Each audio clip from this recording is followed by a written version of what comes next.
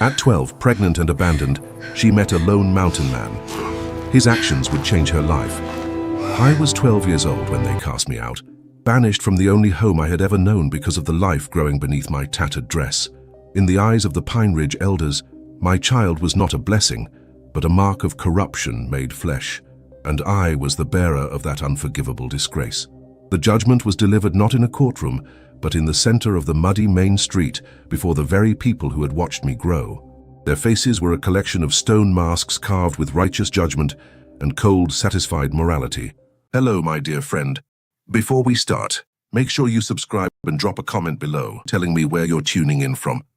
A big hug to you all, and I hope you enjoy the story. My own father stood among them, his gaze harder than granite, his silence the heaviest blow of all.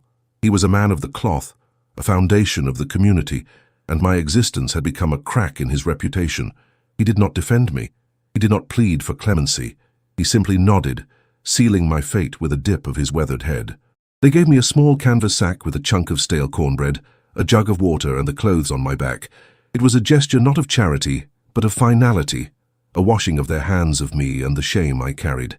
The last words my father spoke to me were not of love or regret, but of bitter condemnation, words that would echo through my steps into the wilderness. "You have your mother's corruption in you," he hissed, his voice low so only I could hear. "A sickness in the soul. Now go, and may the Lord have mercy on your damned spirit, for this town will not." I didn't grasp the full weight of his words then, the hidden history they hinted at. I only understood the venom, the complete rejection in his eyes. He turned his back, and the great wooden gates of Pine Ridge groaned shut behind me, the sound of final definitive period on the brief sentence of my childhood. The Colorado sun was a relentless anvil, hammering down on the harsh, unforgiving land that was now my prison. Every boulder, every scrub pine seemed to mock my despair. Solitude was a physical presence, a crushing weight that stole my breath with each step I took away from Pine Ridge. The whispers of my past grew louder. The faces of my accusers burned into my memory. I was no longer Emma Rose, daughter of a preacher. I was an outcast, a ghost in waiting, a warning tale whispered to wayward daughters. Days melted into one another, a haze of scorching heat and freezing nights.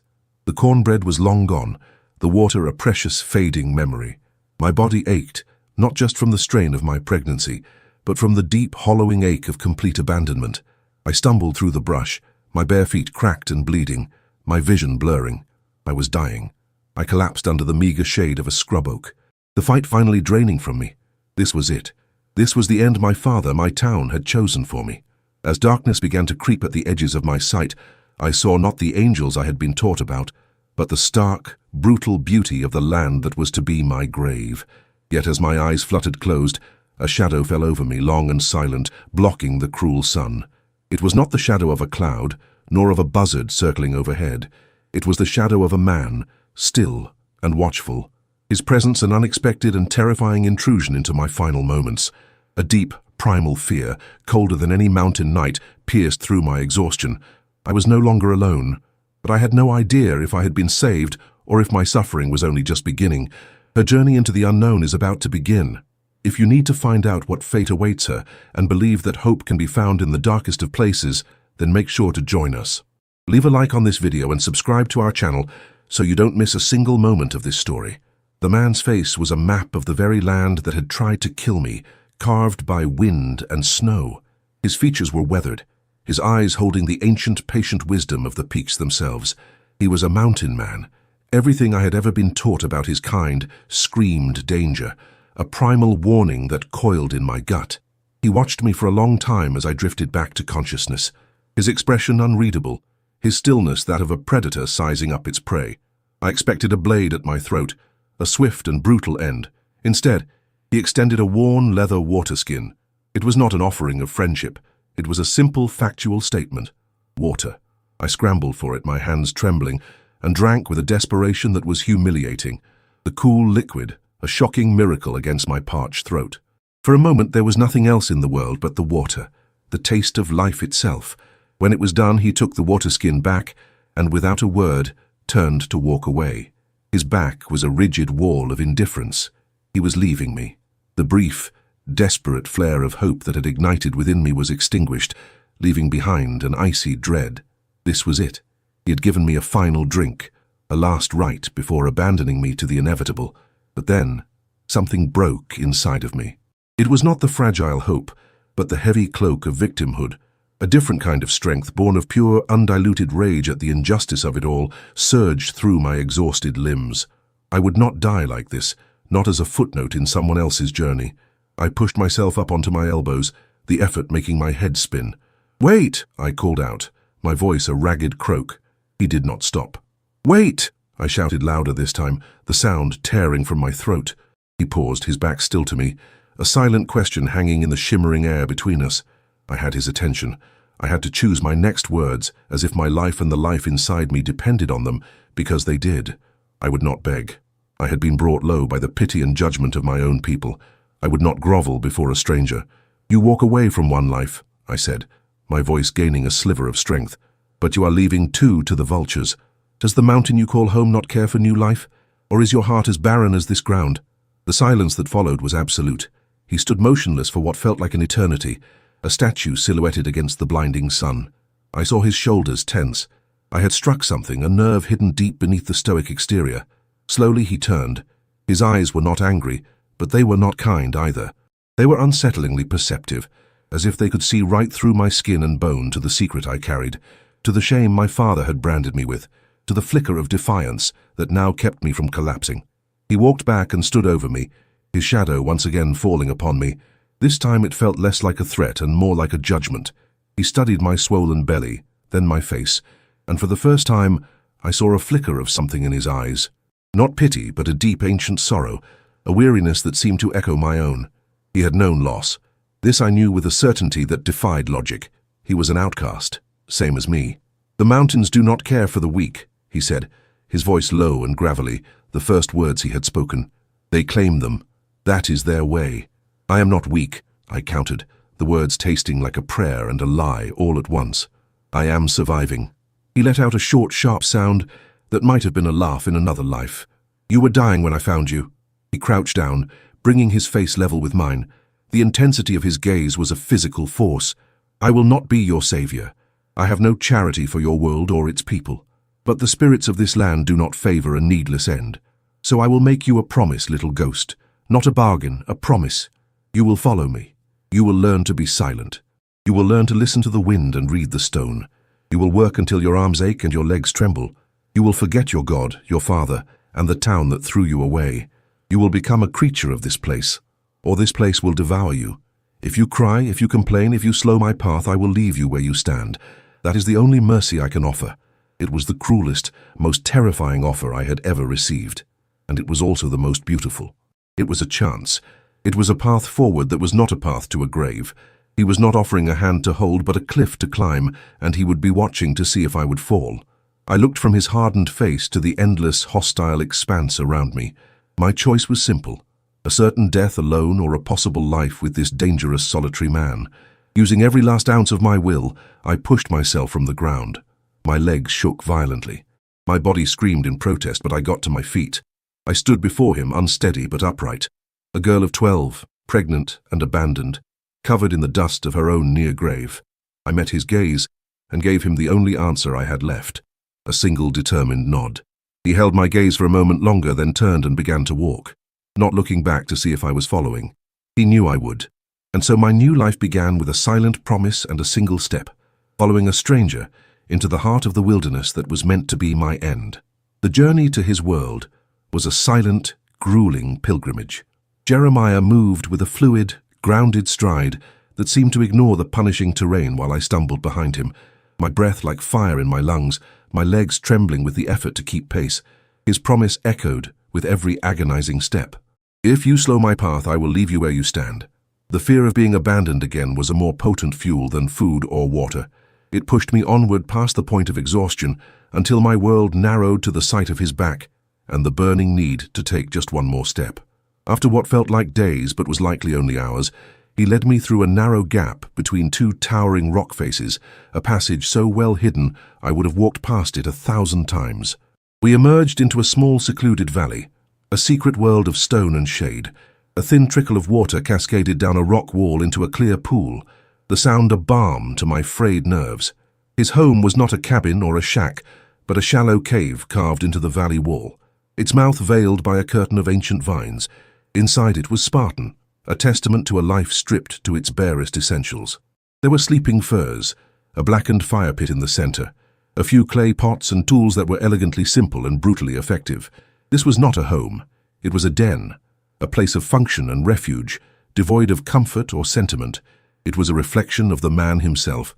In the days that followed, I became a student of his silence. I watched him constantly, my initial fear slowly giving way to a weary, grudging respect. He was a master of his domain. His movements were economical, each one imbued with purpose. He could read the subtlest signs in the landscape, a displaced pebble, a bent blade of grass, the distant call of a hawk, and understand their meaning. He taught me, but not with words. His lessons were harsh, practical, and delivered through action. He would simply hand me a task, and I was expected to learn by doing. The first was water. He led me to the base of the valley wall, pointed to a patch of damp earth and a specific type of broad-leafed plant, and handed me a flat, sharp stone. Then he walked away. I dug for hours, my hands quickly becoming raw and blistered until I finally unearthed a thick, pale root. I brought it to him, a silent offering of my labor. He took it, sliced a piece off with his knife, and chewed it, his expression unchanging. He then handed a piece to me. It was bitter, but it was wet, a slow trickle of moisture that eased my thirst. He had not taught me how to find water. He had forced me to discover it. Another day, he worked on a bow, meticulously shaping the wood, his focus absolute. I sat nearby, tasked with grinding corn on a large flat rock. The work was tedious, my back screaming in protest.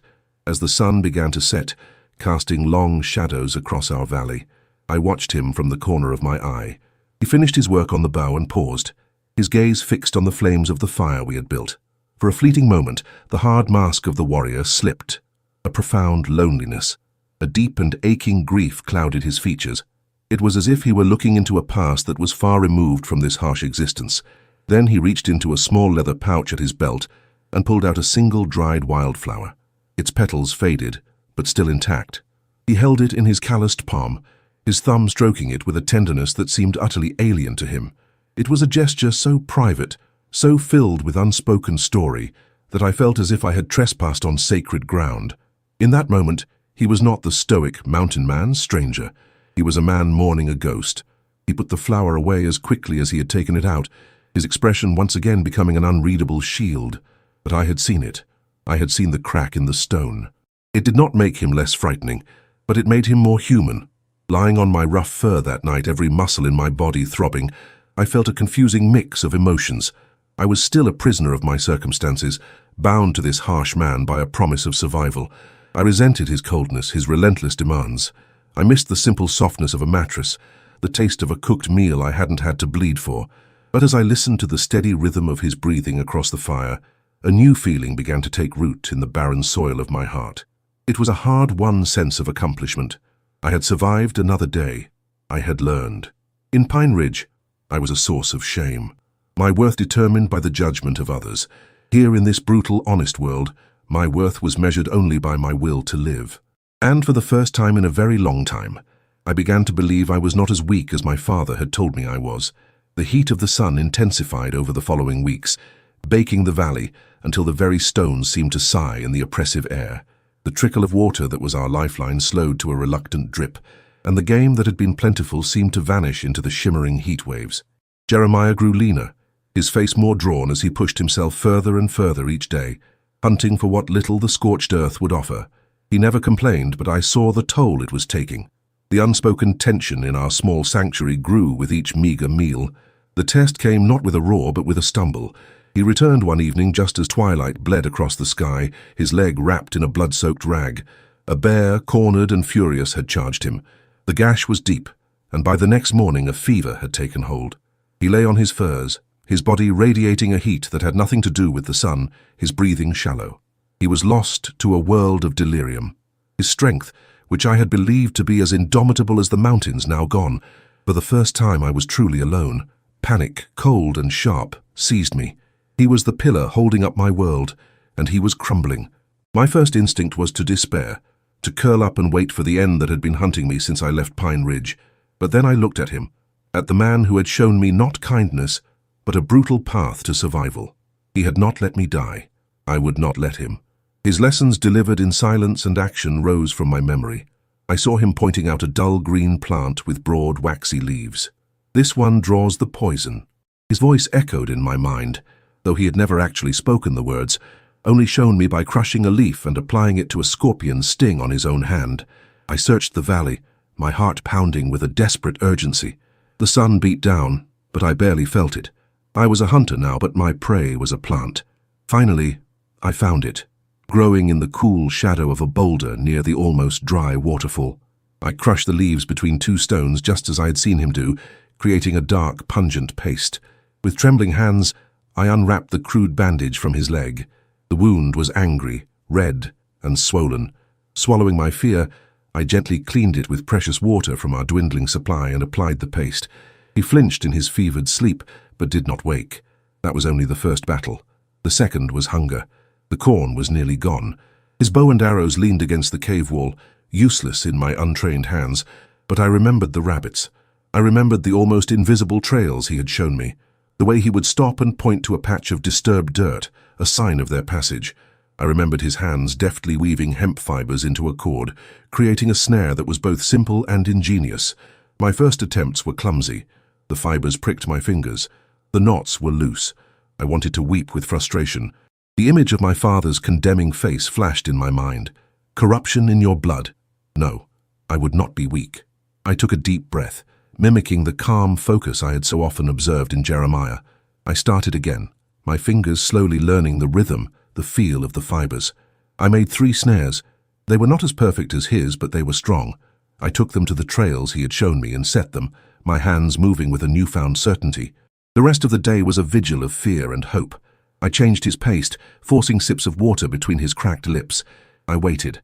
The next morning, as the first rays of sun touched the valley rim, I went to check the snares. The first was empty. The second was empty. My heart sank. But the third held a small rabbit. A wave of triumph so powerful it almost brought me to my knees, washed over me. It was not a gift. It was not luck. I had earned this. I had listened. I had learned. I had provided. I prepared the animal with a knife he had left near the fire pit, my actions hesitant but deliberate. By the time the sun was high, Jeremiah's fever had begun to break. He woke to the smell of roasting meat. He looked at me, his eyes clear for the first time in 2 days. He saw the new paste on his leg. Then his gaze drifted to the small rabbit cooking over the fire. He said nothing. No words of thanks, no praise. But his silence was different. The silence of judgment was gone. The silence of indifference was gone. This was a silence of acknowledgement. He pushed himself into a sitting position, his movements slow and pained.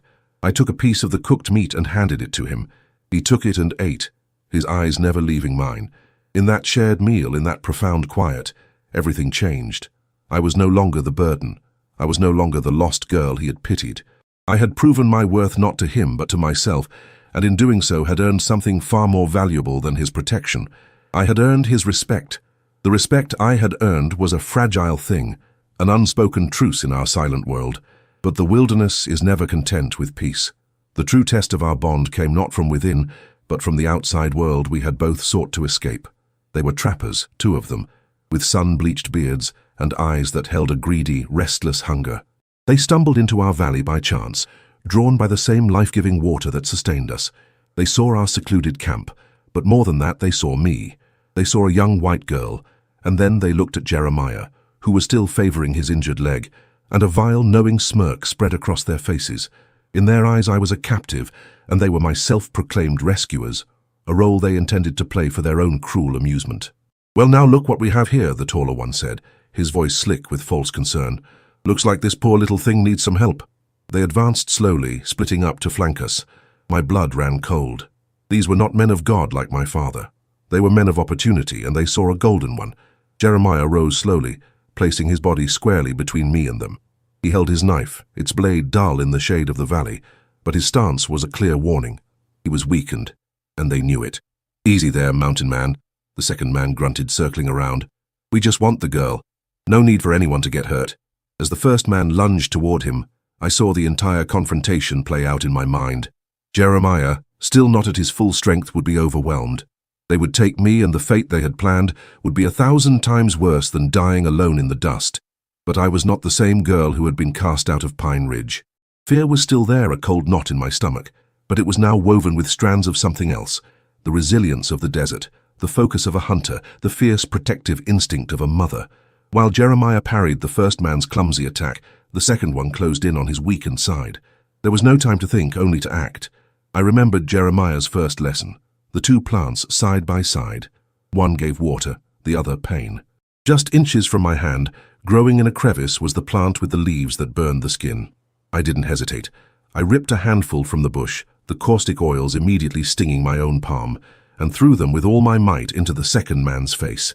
He let out a piercing shriek, dropping his weapon to claw at his eyes. A stream of curses filling the valley. The distraction was all Jeremiah needed. With a speed that defied his injury, he dispatched the first man. A swift and terrible conclusion to the threat. The second, blinded and screaming, scrambled away, crashing through the brush and vanishing from our sanctuary. The sudden, violent silence that descended was deafening. It was broken only by Jeremiah's heavy breathing and the distant fading cries of the man I had blinded. Jeremiah leaned against the valley wall, the knife still in his hand, his chest rising and falling. The immediate danger was over, but the wall of silence between us had been shattered by the violence, and there was no rebuilding it. After a long moment, I found my voice. "Did you have a family?" The question was quiet, almost a whisper, but it landed in the stillness with the force of a thrown stone. He was silent for so long I thought he wouldn't answer.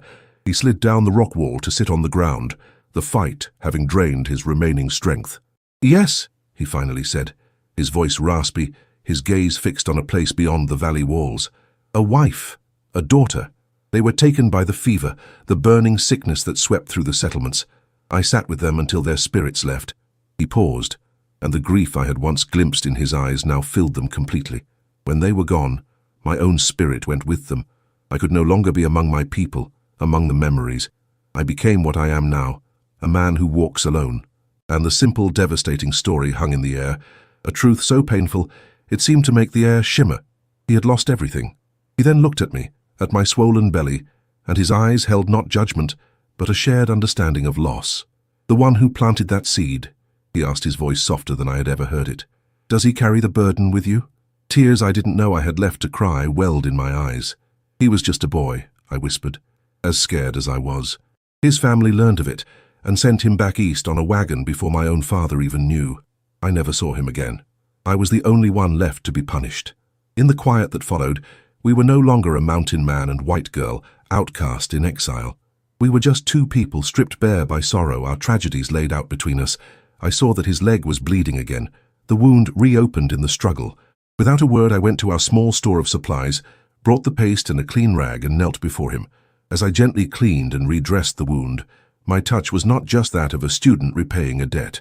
It was the touch of someone who cared. He watched me, his guard completely down for the first time, his eyes filled with a weary gratitude. When I finished, he reached out, his calloused fingers surprisingly gentle, and tucked a stray piece of hair behind my ear. It was a simple, profound gesture of tenderness. We were no longer bound by a promise of survival. In the crucible of shared danger and shared sorrow, a new bond had been forged. We were a clan of two, and we would face the coming storm together. In the wake of the violence, a profound quiet settled in the valley, but it was a quiet of a different kind. The silence of strangers had been replaced by the comfortable peace of companions. The unspoken rules of survival that had governed our existence softened and reshaped themselves into the gentle rhythms of a shared life. A new language grew between us, one spoken in anticipating a need, in a shared glance, in the simple, unspoken understanding of two people who had seen the darkest parts of each other and had not turned away. His instructions were no longer stark commands. He would show me a plant and explain how its roots held the morning dew. He would point to the sky and speak of the coming snow, not as a threat but as a promise. He was still a man of few words, but the words he chose were now offerings, pieces of his knowledge gifted to me, not forced upon me. As my body grew heavier with the child, my movements became slower, more deliberate. I watched as he quietly took on the tasks that had become difficult for me, collecting firewood from further down the valley, carrying the water skins without my having to ask. His care was a silent, steady presence, a shield against the harshness of the world. These were the days of small tendernesses, I would find a uniquely colored stone or a fallen eagle feather placed near my sleeping fur, small treasures from his journeys beyond our valley walls. In return, I took to mending his worn clothes, my stitches clumsy at first, but earnest, patching a tear in his sleeve with a strip of cloth from the hem of my own dress. One evening, as the fire danced between us, he began to carve a piece of soft pine wood. For days he worked on it in the quiet moments, his knife moving with a patient, loving precision. When he was finished, he held it out to me. It was a small, smooth figurine of a mountain goat, its head tilted as if listening to a secret. It was a toy for my child. I took it, my fingers tracing the elegant lines, and tears filled my eyes. Not tears of sorrow, but of a deep, overwhelming gratitude that left me breathless. This stoic, grieving warrior was making a space in his broken heart for a child that was not his. The toy mountain goat seemed to unlock a door between us, and through it, stories began to flow. He told me of his own boyhood, of learning to track, not to kill, but to understand the patterns of the world. He shared a legend of his people, a story of how the moon was a shy maiden, hiding her face from the sun's fierce glare. In the safety of his presence, I finally found the courage to speak to my unborn child, not in whispers of fear, but in words of hope. I would rest my hands on my belly and tell the baby about the valley, about the hawk that circled overhead, about the quiet, strong man who kept us safe. One night I told Jeremiah, "I hope the baby has your eyes so they can see the truth in things." He looked at me, and for the first time, I saw the ghost of a smile touch his lips. It was a fleeting, beautiful thing. The love that grew between us was not a sudden fire, but a slow creeping vine wrapping itself around the broken pillars of our lives and drawing us together. It bloomed one night when a nightmare took me, a shadowy echo of my father's condemnation and the leering faces of the trappers. I woke with a stifled cry, my heart hammering against my ribs. Instantly he was awake, his silhouette dark against the dying embers of the fire. He did not speak, but his eyes asked the question. I had no words to explain the terror. I only knew that the loneliness was a cold physical ache, a chasm that threatened to swallow me whole. I shifted, moving closer to the warmth of the fire, and he understood. He reached across the small space between our sleeping furs and gently pulled a heavy bear hide over me. His hand rested on my shoulder, a solid, reassuring weight in the darkness. The simple touch was an anchor. It was safety. It was home. I turned to face him, and in the soft red glow of the coals our eyes met. The years of pain, of exile, of grief, all fell away. There was only this moment, this profound, sacred connection. He leaned in slowly, giving me every chance to turn away. But I did not. I met him halfway. His kiss was not one of passion or of desperate need. It was as gentle as the fall of evening light, a soft, reverent touch that spoke of shared sorrows and a future he never expected to have. It was a promise of protection, a vow of tenderness, an acceptance of this strange, beautiful thing we had built together in the heart of the wilderness. In that moment, we were no longer two separate, broken souls. We were one. We had built a fragile shelter of hope. And for the first time, the future felt not like a threat, but like a sunrise we would get to see together. Our small paradise was a bubble of tranquility, a world spun from mutual trust in the quiet blossoming of love. We measured time by the shifting angle of the sun and the steady growth of the child within me. But the past is a patient hunter, and it had not forgotten us. The first sign of its approach was a subtle shift in Jeremiah. He grew still, his head cocked, listening to something I could not hear. The comfortable peace in his eyes was replaced by the sharp, cold alertness of a warrior. He had been a man at peace. Now he was a sentinel on a wall I couldn't see. "They are coming," he said, his voice a low rumble.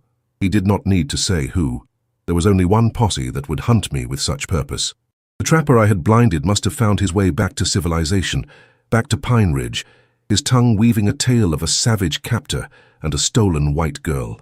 And my father, a man whose pride was as brittle as mountain shale, would have seized upon the story. A holy crusade to save his fallen daughter and restore his tarnished name. The choice before us was a precipice. Jeremiah's instinct was to run, to melt into the harsh wilderness that was his true home. But I was no longer the girl who could keep pace with him. I was heavy, clumsy, my body preparing for the imminent arrival of our child. To flee would be to expose us, to risk everything on a desperate flight. To stay felt like madness, a lamb waiting for the wolves. "I can lead them away," Jeremiah said, his eyes scanning the valley entrance. "Give you time." I looked at him.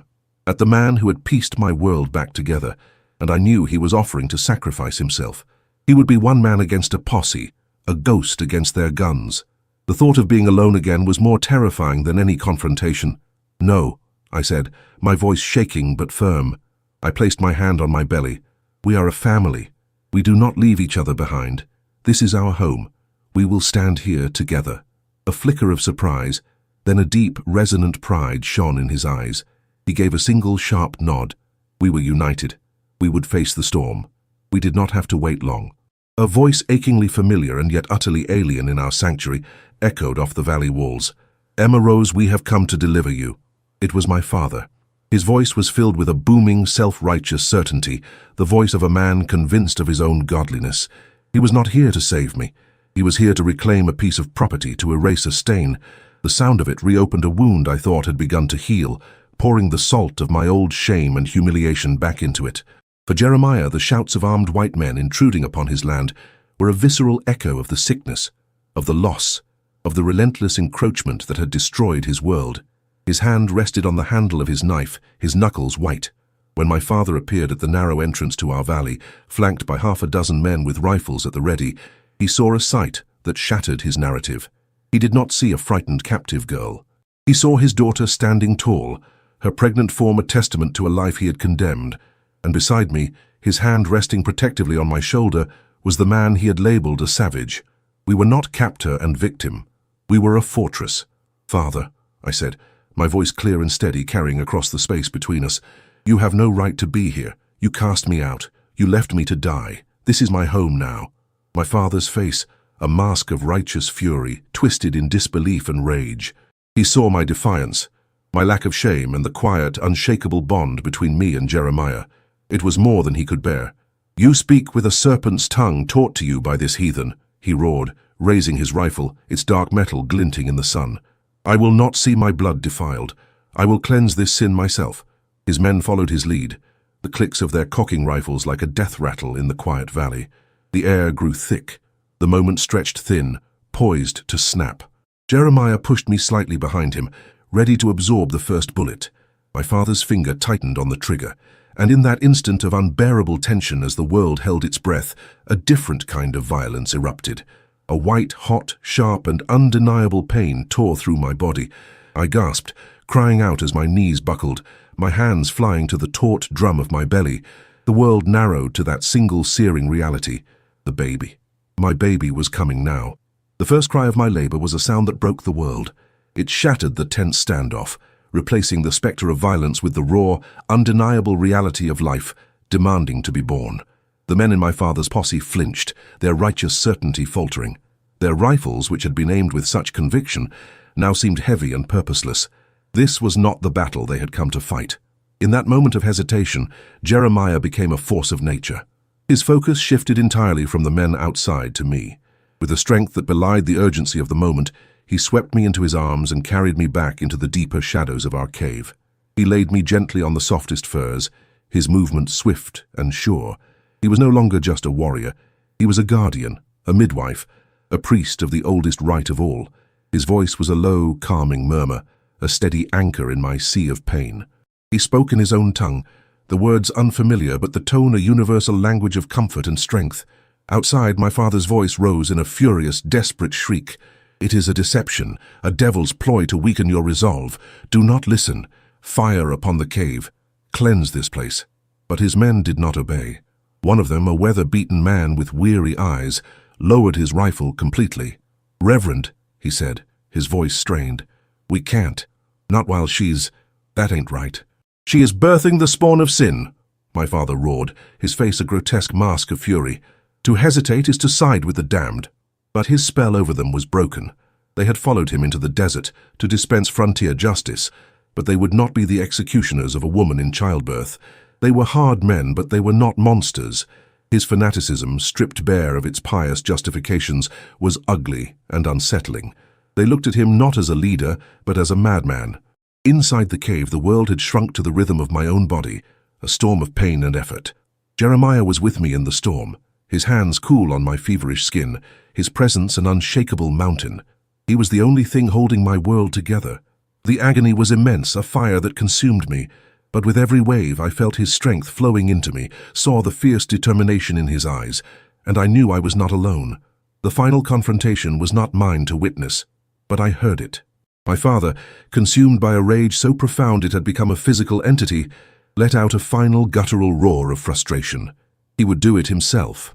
I heard the scuffle of boots on gravel as he charged the cave, a man intent on destroying the one thing he could not control. And then, as the greatest wave of pain crested and broke, as a final monumental effort tore from my soul, a new sound filled the valley. It was not a cry of pain or a shout of anger. It was the first piercing, magnificent wail of my child, the sound of life. It cut through the tension like a holy blade. It stopped everything. It stopped the charge. It stopped the hate. It was a sound so pure and powerful that it laid bare the petty, profane nature of my father's violence. The silence that followed was broken only by the baby's insistent cries and my own ragged sobs of relief and exhaustion. I heard a dull thud from the mouth of the cave. Jeremiah had met my father's charge. He had not used a weapon. He had used the cold, hard finality of the valley wall. My father lay on the ground, a broken, wheezing heap, his holy war ending not with a bang, but with a pathetic slump. Jeremiah emerged from the cave, his chest rising and falling, and stood over the man who had tried to destroy us. He looked at the remaining members of the posse, his eyes promising a swift end should they choose to continue this fight. But their fight was over. The weathered man who had first spoken out simply shook his head, a look of profound disgust on his face. Without a word, he turned and walked away. The others followed, their shoulders slumped in defeat and shame. They left my father where he lay, a fallen prophet, abandoned by his own disciples in the shadow of the life he had sought to extinguish. The past was finally truly over. Jeremiah returned to the cave. To me, he knelt down and looked at the tiny, squirming creature I held in my arms. Our child, a son. He reached out a tentative finger and gently touched the baby's cheek, and in the soft light of the cave, this fierce warrior, this grieving widower, this silent guardian smiled. It was a smile of such pure, unadulterated wonder that it healed the last of the broken places within me. We were safe. We were whole. We were a family. The weeks that followed the confrontation were a time of quiet healing. The violent echoes of my father's rage faded, replaced by the gentle, demanding rhythms of new life. The valley, once a place of survival and refuge, transformed into a home, its stone walls holding not just our bodies, but the warmth of our small, complete family. My father did not simply vanish. The morning after the birth, Jeremiah approached the broken man where he had huddled through the night, stripped of his pride and his followers. He did not offer him violence or vengeance. Instead, he offered him the same bitter mercy that had been shown to me. He placed a skin of water and a piece of cooked rabbit meat on the ground. "You judged your daughter weak and cast her into the wilderness," Jeremiah said, his voice flat and devoid of emotion. "Now it will be your judge. Walk. If your God is just, he will see you home. But never return to this place. This ground is sacred now." I watched from the mouth of the cave as my father, the great Reverend Rose, a pillar of his community, struggled to his feet. He did not look at me. He could not. He picked up the provisions and stumbled away, a hunched and pathetic figure quickly swallowed by the vast, indifferent landscape. I never saw him again, and I never mourned his loss. He had become a ghost to me long before the desert claimed him. Our days were filled with our son. He was a perfect fusion of our two worlds. With my fair hair, but with Jeremiah's dark, intelligent eyes that seemed to see everything, he was a child of the valley, soothed to sleep by the trickle of the waterfall and the whisper of the wind through the rocks. One evening, as we sat by the fire, the baby asleep in a small cradle Jeremiah had woven from willow branches, I knew it was time. "He needs a name," I said softly. Jeremiah looked from the child to me, a thoughtful expression on his face. "In the tongue of my people," he said, "we would call him Nathan, for he is the gift of the mountain, or perhaps Daniel, for the strength that comes through trials." The names were beautiful, full of the strength and history of his people, but he was of my world too. I thought of the stories I knew, not the fire and brimstone tales of my father, but the older ones of strength and steadfastness. "I would call him Samuel," I said, "not for the prophet who fell from grace, but for the first man to hear God's voice in the wilderness, for the red earth that makes up this land and this valley." Jeremiah considered this, a slow smile spreading across his face. "Samuel Nathan," he said, tasting the name. "A man of the new earth and a gift of the mountain. It is a good name. It is his name." We sat in a comfortable silence, watching our son sleep. His name a bridge between our two pasts, a foundation for his future. I thought then of my father's last cruel words to me, about having my mother's corruption in my blood. For the first time, I understood them not as a curse, but as a key. My mother, who had died when I was young, was a quiet, gentle woman in my memory. But perhaps she too had a love that defied the town's rigid rules. Perhaps her corruption was a fierce capacity for a love that others deemed a sin. I realized I had not repeated her failing. I had inherited her strength. The silence in my heart was a sickness, Jeremiah said quietly, as if hearing my thoughts. For a long time I thought the only cure was to forget. But this child, his cries do not erase the quiet. They build a new song within it. You have taught me that a heart can break and still grow strong enough to hold a new life. We had saved each other, not by erasing our scars, but by learning to see the beauty in them. Our love story was not written in flowery prose or whispered promises, but in shared hardship, in fierce protection, and in the profound, quiet moments of grace we had found in the wilderness. The next evening, we stood at the edge of the valley, watching the sunset, its fiery colors painting the clouds. Jeremiah held Samuel Nathan against his chest, the baby's small head resting over his heart. I leaned against him, my head on his shoulder, his arm wrapping around me. We were three outcasts, a warrior who had lost his tribe, a girl who had been abandoned by her town, and a child who belonged to both and neither. But standing there under the vast and holy mountain sky, we were not defined by what we had lost. We were defined by what we had built. We were a family, we were a nation of our own, and we were finally undeniably home.